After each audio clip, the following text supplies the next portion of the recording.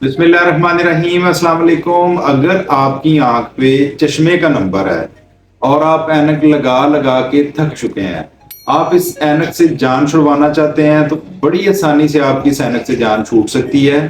अगर आपकी उम्र 20 साल से लेके 40 के दरमियान है तो एक छोटा सा प्रोसीजर है, रिफ्रैक्टिव सर्जरी है, उससे आपकी ऐनक से हमेशा हमेशा के लिए जान छूट सकती है। इस वीडियो में मैं कंप्लीट डिटेल आपको बता देता हूँ कि क्या प्रोसीजर है, किस तरह ऐनक उतरती है, क्या इसके नुकसान हैं और कितनी एज तक हम नंबर को उतार सकते हैं या कितने नंबर तक हम उतार सकते हैं। सबसे पहले आपकी एज 20 साल होनी चाहिए। 20 साल इसलिए कह रहा हूं कि 20 साल की उम्र में जाके इंसान का कद बुत जिसामत हर चीज ठहर जाती है। इसी तरह जिस्म के जो बाकी अज़ा हैं उनके अंदर भी ठहराव पैदा हो जाता है। ये नहीं कि 20 साल से पहले ये लेजर नहीं लग सकती, ये लेजर लग सकती है, लेकिन जो जो आपके कद में या जिसामत में इजाफा होगा, एज इट इज आपकी आंख के साइज में भी इजाफा होता रहेगा, तो फिर खदशात होते हैं कि आपकी नजर कहीं दोबारा वीक ना हो जाए। इसलिए डॉक्टर हजरात ये कहेंगे आपसे कि आप 20 साल की उम्र तक वेट करें। जब आपकी उम्र 20 साल हो जाएगी, बड़ी आसानी से आपकी ऐनक उतर सकती है रिफ्रैक्टिव सर्जरी के जरिए। अब दूसरी बात मैं ये करता हूं, अगर आप ऐनक का नंबर इस्तेमाल कर रहे हैं, आप ऐनक नहीं लगा रहे, सबसे पहले इसका क्या प्रोसीजर हमने करना है, हमने 2 से 3 माह या 6 माह, कम से कम 3 माह के लिए आपकी जो आंख है उस पर ये चश्मे का नंबर देना है ताकि ये नंबर कांस्टेंट हो सके। बाज़ औक़ात इस तरह होता है कि कुछ पेशेंट ऐसे होते हैं जो ग्लासेस का बिल्कुल इस्तेमाल नहीं करते, रिफ्रैक्टिव सर्जरी करवा लेते हैं, बाद में फिर नजर का इशू बन जाता है। इसलिए हमेशा कोशिश ये की जाती है कि सबसे पहले आप कम से कम 3 महीने के लिए ऐनक का इस्तेमाल करें ताकि आपकी नजर ठहर जाए। जब नजर ठहर जाती है तो उसके बाद रिफ्रैक्टिव सर्जरी कर दी जाती है। अब सर्जरी की तरफ आ जाते हैं। इसके अंदर -20 से -0.50 से लेके -20 तक का नंबर, उसके बाद सिलेंडर नंबर में आ जाते हैं -0.25 से लेके -6 सिलेंडर तक कोई भी नंबर होगा, बड़ी आसानी से रिफ्रैक्टिव सर्जरी के जरिए ये नंबर उतर सकते हैं।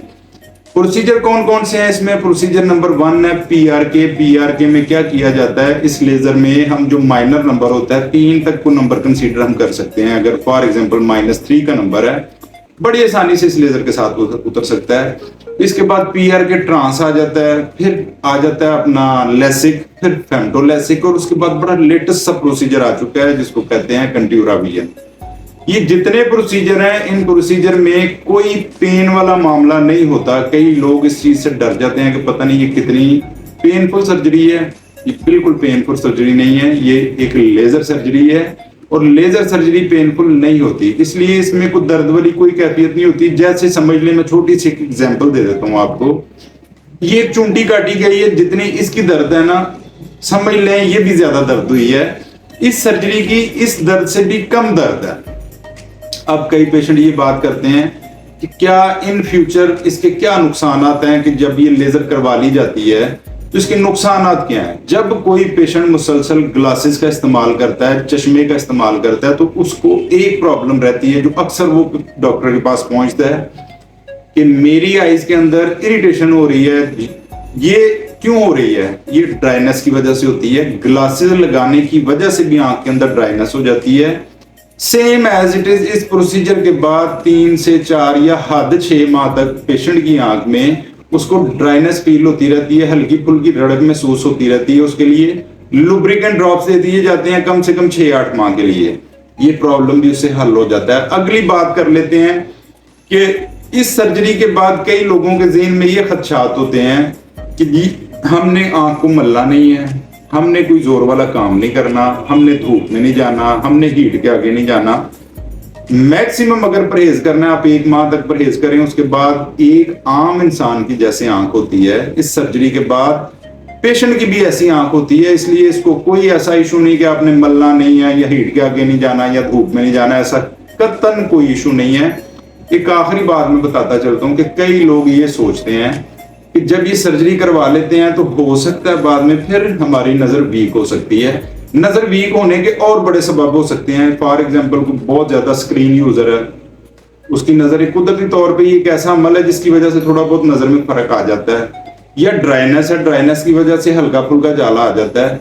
या जब अमूमन पाकिस्तान में ये देखा गया कि 50, 55, 60 साल की उम्र में पहुंच के तकरीबन 90% या 80% लोगों की आंख में सफेद मोतिया आ जाता है, तो वो मोतिया आ सकता है। उसके बाद जो नॉर्मली रूटीन में कोई काले मोतिये की शिकायत हो सकती है, कोई पर्दे की शिकायत हो सकती है, पर्दे पे कोई शुगर के असरात की वजह से कोई मसला हो सकता है, बीपी हाई होने की वजह से कोई इशू हो सकता है। तो रूटीन में जैसे हर इंसान के साथ फ्यूचर में कोई ना कोई इशू हो सकता है, समझने के सेम एज इट इज इसमें भी है।